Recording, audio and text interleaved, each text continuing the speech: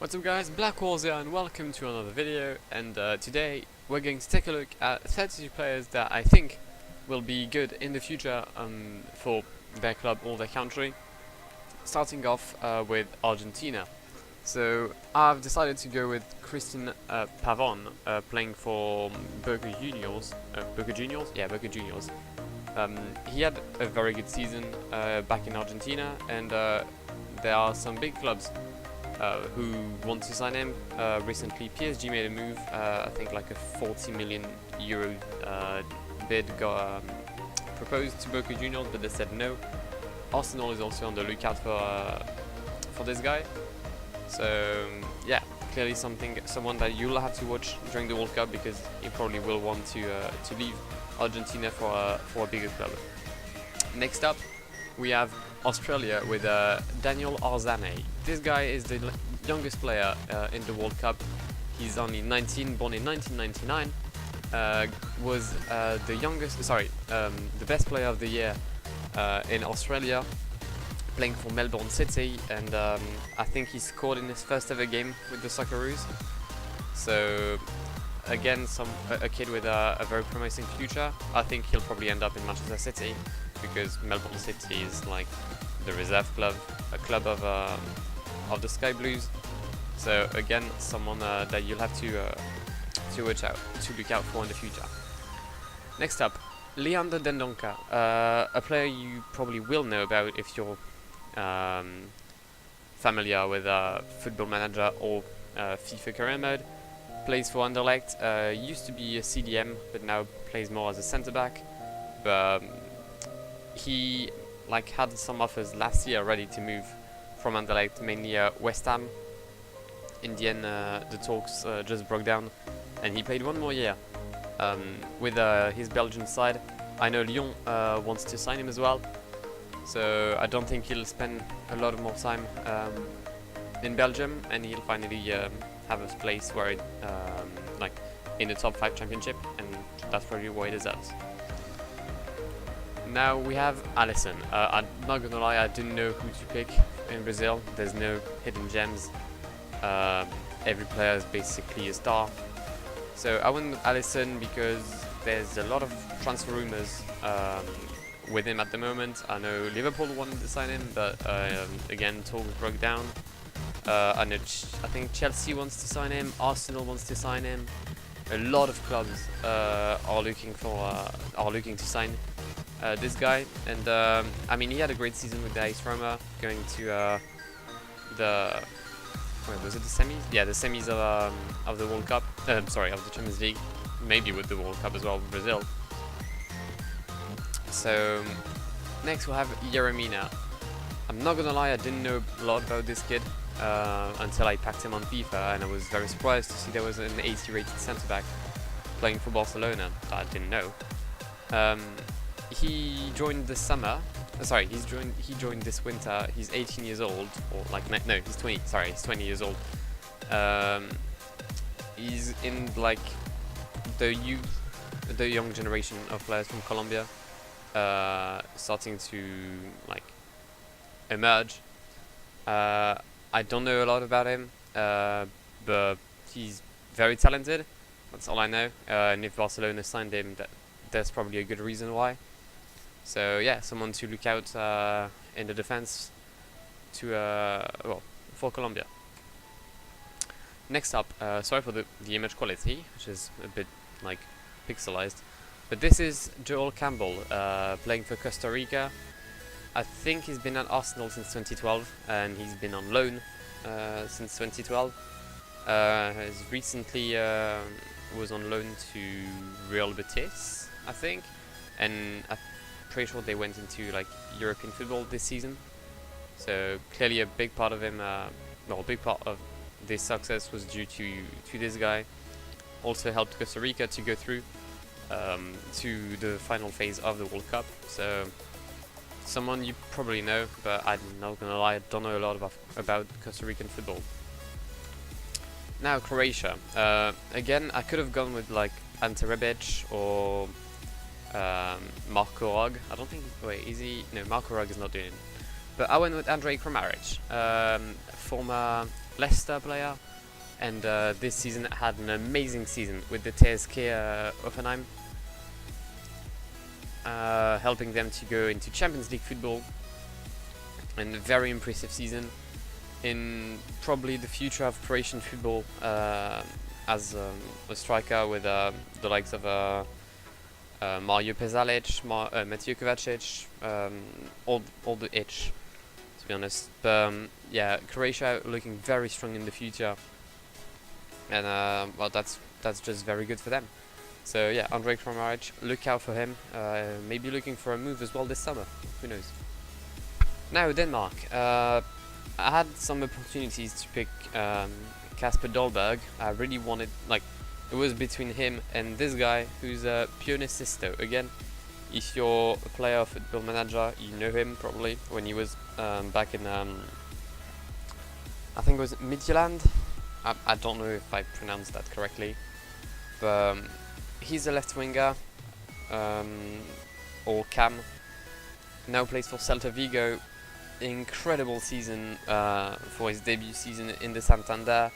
Again, Celta Vigo with like Iago Aspas in him. Very clinical up front, and I'm pretty sure he's going to cause damage with Denmark, with the likes of Christian Eriksen and Yusuf Poulsen on his side. So next up we have this guy Mohamed Hassan, or also known as Trezeguet for his like lookalike for the eponymous French player David Trezeguet. I can't even remember the name of a French player, and I'm French. That's how tragic I am right now. But yeah, he plays for Kasim Pasha or Kasim Pasha in the Turkish league. And again, looking for a move. I know some Premier League clubs were like interested in him. I'm pretty sure Swansea wanted to sign him. I know Marseille wants to sign him. But yeah, that was it was David Trezeguet. I wasn't mad, right? That's just good for my football knowledge. So yeah, I went with him because he just had a very good season, and people are saying only good things about him. So yeah. Next up, England. Ruben Loftus-Cheek. Playing for Chelsea, I think he was a loanee this season to Crystal Palace. Had a very decent season, especially after Roy Hodgson came in. Sorry, but yeah, he managed to get his spot into the 23 players going for the World Cup, and I'm pretty sure he's even in the starting 11 of the Three Lions. So very decent season for the Chelsea loanee, and yeah, I'm looking forward to his campaign into the World Cup, knowing that England plays their first game tonight as the time I'm recording this. Next we've got France. I mean, I know a lot about French players now, but I went with Benjamin Pavard, or Benjamin Pavard. He's our right back playing for Stuttgart. He's 22 years old, and extremely good season for him.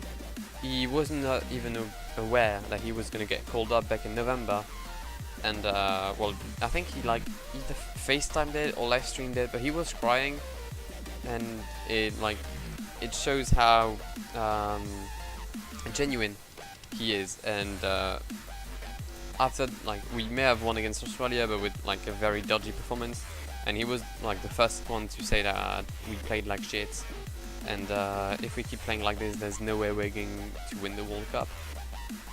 So very genuine person, very interesting in what he does. Like, he knows that he's a defender, but he can do the work like as a backup winger technically. So yeah, that's always a good thing. Next we've got Germany, and I went with Timo Werner. It like different to the concept I had with like players that you probably don't know or know a lot, but I mean, I just didn't know who to pick for Germany. They only have like beasts and players like they're already incredibly talented. So I went with Timo Werner because I think he's the ones to watch. Definitely two good seasons with their what was it, Rasenball? Wait, no, Rasensport. Wait, no. Yeah, Rasenball Leipzig. And he's going to play probably the like main striker now for their Mannschaft with Thomas Müller, and I genuinely think that he can be very, very good. And knowing Germany, they'll probably like go far into the competition, even though they lost yesterday against Mexico. Look out for him. He's promised to a great future. Next, we've got Iceland. Iceland, the surprise of the 2016 Euros, and already causing surprise with their draw against Argentina. I went with Arno Traustason. I think that's, I'm pretty sure that's not how you say it, but Traustason. He plays for Malmö. I'm pretty sure he used to play for the AEK Athens. He plays for Malmö. He's one of the most promising Icelandic player right now. I'm just not gonna lie, I don't know a lot about him. Just that he's playing on the sides, and he scored 2 goals against Austria, which is the game you showcased on the image right now. He scored a double. He scored a brace. Sorry, against Austria, and just again a kid to look out for because I don't know a lot about him. Next, I'm going to struggle with this one. We've got Iran, and this is Reza Guchanejad. I mean, you probably don't watch my videos, but if I butchered his name, sorry. He plays for Heerenveen. He was the top scorer this year in the Eredivisie, helping Heerenveen to have a very good ranking in this year's championship. So I'm not expecting a lot from him in the competition. I don't think Iran will go very far, even though they won against Morocco. But yeah, there's clearly someone to look for in the future as well. He's not that old. He used to play for Charlton, I think. I could be wrong on this. So yeah. Right, next up we've got Japan, and this is Takashi Usame playing for the Fortuna Düsseldorf. I think he's on loan from Augsburg. He scored something like 7 or 8 goals as a winger this season, and clearly helping the Fortuna Düsseldorf to clinch promotion into the Bundesliga. I don't know if he'll stay there or if he'll go to Augsburg or if he'll get a transfer. But yeah, clearly someone to look for, playing next to someone like Shinji Kagawa. Clearly a deadly partnership. I wanted to go with like some other guys from the Bundesliga. I think Haraguchi used to play for Hertha Berlin. I think he plays also for Fortuna Düsseldorf. I ended up going with him because he was the youngest out of the two. So I hope he'll do well in the World Cup, because if he doesn't, well, that just means that I don't know anything about football. Next, we've got the man, the myth, the guy who caused an earthquake back in Mexico yesterday, Hirving Lozano. What a player. He used to play for, I'm pretty sure there was Pachuca 2 years ago. He got a transfer to PSV Eindhoven, and what a season. He's probably your worst nightmare if you play FIFA. And yesterday, amazing match for against Germany, just showing how impressive of a player he is and the amount of potential that this guy has. Sorry. So yeah, having Lozano, all of you probably heard about him. Oh my god, all of you probably heard about him. So yeah, watch out for him. He's definitely someone to look out in the future. We'll probably get a trade to Real Madrid or Barcelona for like 150 million, something like that, in like the past 2 or 3, in the next 2 or 3 years. Next we've got Morocco. I talked about Iran and how they beat Morocco. This guy tried to win for his side. This is Amin Harit, or Amin Harit. He used to play in France. He used to play for Nantes. I'm pretty sure he also played for the under-19 in France. but he decided to go to play for Morocco, as exactly when he signed for Schalke 04. Again, a very good season for a debut season in the Bundesliga. He's very young again, 20 years old probably, or like 19.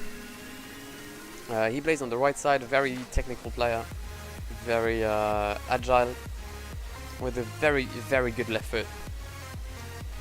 So watch out for this kid, because Morocco isn't over yet in the competition. Next, we've got Nigeria, the Super Eagles with the best kit, arguably in the best kit in the competition. Not the best gameplay though. Clearly was shown against Croatia, but this is Kelechi Iheanacho. Iheanacho. I think that's correct. He used to play for Manchester City. Got moved this summer for Leicester. I think £20 million or something. Not the best of seasons. Didn't play as much as he probably would have expected. Jamie Vardy still like banging the goals in. So yeah, just a great player, and he's going to try and carry the Super Eagles to at least a win, or at least a point, because Nigeria, I think the last games they played in the World Cup, like the last 9, ended up in a draw and 8 losses. It's a very poor statistic for them, and he just hope that he can turn around the situation. Next, we've got. I'm not gonna lie, I do not know anything about him. He's from Panama. This is José Luis Rodriguez. He plays for Ghent in Belgium. Very young, one of the few players in Panama that play abroad. So that's why I put him in, and also because again I just know one player from Panama, and it's a guy called Torres. But he's young, he plays in Europe. Apparently he has a very good potential, and that's why he's there. That's why he's in this video. So I can't tell you anything about him, I'm sorry about that, but that's just how it is.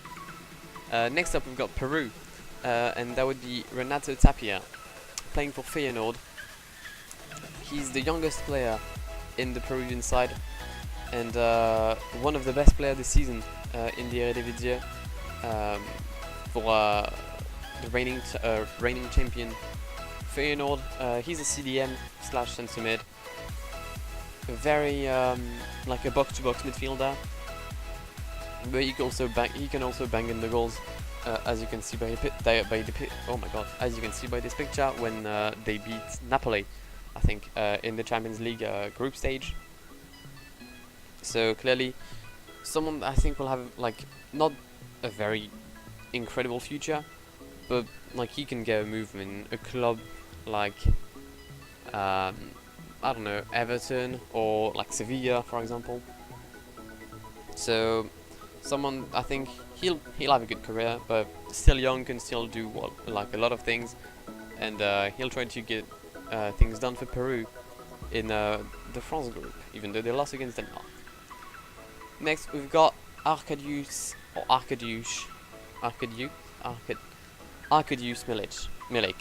Milik. The reason I put him in for Poland is I'm pretty sure he didn't play this season because he was injured all year, and he was very, very, very promising when he played in the Eredivisie. I think it was Ajax.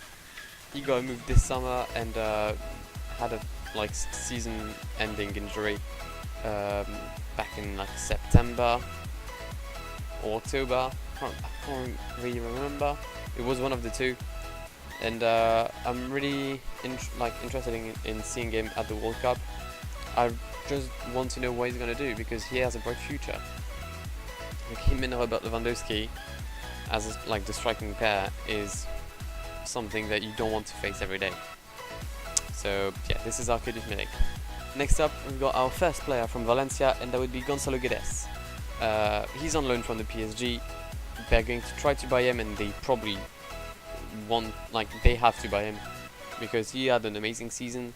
He's a great player, and he's going to get game time at Valencia that he won't get at PSG. He's playing for Portugal. I didn't mention it, but yeah. playing as either as centre forward or left winger, with Ronaldo mainly as a centre forward. He scored some goals in pre-season with Portugal. Didn't score against Spain because Ronaldo was on another planet at this game. But yeah, someone that you really want to look out for.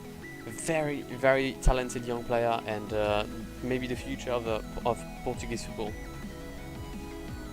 Next up, we have Alexander Golovin for CSKA Moscow. He had talks with Arsenal. There were talks with I think Bayern Munich. There were talks with Lyon as well. But he's still in CSKA Moscow. And what a start of the World Cup he had. 2 goals and 2 assists, including an amazing free kick against Saudi Arabia in the opening game of the World Cup at home. You can't dream of something better. And yeah, he's very young again, and clearly has the path is already done for him. He just has to follow everything that happens for him, and things will get done. So yeah, it was Alexander Golovin. Now we've got Saudi Arabia. I just know 2 or 3 players thanks to FIFA.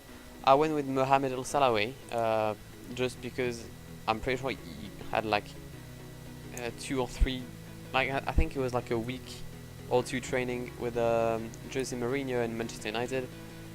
But he didn't score since the beginning of the preseason. I think he didn't score in 2018 with Saudi Arabia, which is not something you want from your main striker and was arguably your best player. But yeah, just went with him. I think he plays for Al Nassr in the ALJ League, and that's just what I know about this player. Next, we've got Senegal. I went with Moussa Konaté. He plays for Amiens in France. Scored 14 goals in Ligue 1 this season, in his debut season in Ligue 1 with a promoted side. So, incredible performance. He's 22. He signed, I think, he was signed by Amiens from, I think it was Sion, in Switzerland. But a very, very pacey striker, and just imagine him, Mane, and someone I don't know, Pape Diouf or Ismaïla Sarr on the right, which is just deadly on the counter attacks, and that's why I think Senegal can do very well in the World Cup. So next, we're going to have Serbia. I just didn't know who else I could put, really. You just think about young and with a bright future. I mean, there's only one name popping up for me. Sergej Milinkovic-Savic plays for the Lazio Roma. Rejected a $200 million bill. Sorry, 200 million euros bid. Sorry, by PSG. Incredible player. What? He's a magician. He's a centre mid. But I mean, everyone who follows football knows this guy. And he's mind-blowing. He has so much potential. So I'm just looking forward to see him at this World Cup. Serbia already won their game against who was it? Costa Rica? Yeah, it was Costa Rica. And they're top of the group because Brazil drew against Switzerland. So a very, very interesting player, and probably one of the biggest player in the next few years for football. Next up, we have South Korea. I didn't really know again who to put, but I went with Hwang Hee-chan. He plays for the RB Salzburg, or Red Bull Salzburg then. He surprisingly had a very, very good season. I didn't know about him before the beginning of the year, but he scored in nearly every game he played in the Europa League, scoring against Nice, scoring against Marseille. He scored twice. I think he scored a brace in 5 minutes against Lazio Roma to qualify Salzburg into the semis of the Europa League. So, very promising kid. Again, don't know a lot about him, but I think that him and Heung-min Son up front could cause a lot of damage. At the time I'm recording, South Korea just lost against Sweden, but they'll have a chance to come back. Next we probably have Spain. There we go, with our second player from Valencia, and that would be Rodrigo. I could have gone with like Lucas Vasquez or Marco Asensio, but they're well known. Rodrigo is like the most out there player in the Spanish squad, which just shows how stacked the team is. Had a difficult time like for the past 2 years, but this season very good season with the likes of Gonzalo Guedes at his side, and deserved his international selection instead of Morata. So that's something to be here instead of a player the caliber of Morata, even though he didn't have the greatest of seasons. But yeah, probably his third striker now behind Diego Costa and Iago Aspas. But I'm looking forward to see what he's gonna do in this World Cup, hoping that Spain can go far. So yeah, that was Rodrigo for Spain. Next up we have Sweden, and this is Victor Claesson, or Claesson. I don't know. I didn't speak. I didn't learn Swedish. I'm sorry. Plays for Krasnodar. He's a centre mid, and I think Swansea wanted to sign him like this summer. I don't know what's gonna happen with them. Maybe they'll get him. Maybe they won't. But very interesting player. I've watched him like 2 hours ago when they played against South Korea. He runs like everywhere. He has a very good vision of the game. Extremely interesting player, and I think he can go like in the likes of Kim Källström, like he was playing for Lyon back in the days. Kind of like this type of midfielder, maybe a bit more attacking, but clearly someone to watch out for. I think we're now in the 2 last teams. Oh no, wait, sorry, I forgot about Switzerland. I took Denis Zakaria. He plays for Borussia Mönchengladbach in the Bundesliga. Was in the run-up for Rookie of the Year, but he didn't win. He's a centre mid, probably like the guy who's there to replace the likes of Fallon Berame, or like Gelson Fernandez or Gökhan Inler. I don't think Inler is at the World Cup, but he's in like the backup spot in the starting blocks, ready to take his place. So again, someone much more athletic than a Fallon Berame, for example, and yeah, clearly a player that will have a good future, and maybe him and Granit Xhaka can have a very good partnership. Alright, so next up we've got Tunisia. So when I made my list, I went with someone else. I went with Elias Skiri playing for Montpellier, but I couldn't find any good resolution picture of him. So I went with someone else. I went with Bassem Srarfeh. He plays for Nice, so still in Ligue 1. Had like 3 or 4 goals in the game in this season. He didn't play a lot. He appeared in a lot of games, but he didn't have a lot of game time. He's 20 years old, and he's promised a very bright future. So someone to look out for. And finally, we've got Uruguay with Rodrigo Bentancur. He plays for Juventus. They rejected a bid, like a 40 million bid, from Atletico Madrid, just shows how much they care about him. They signed him last year from Boca Juniors for like 10 million, I think. And he's in the starting 11 for Uruguay.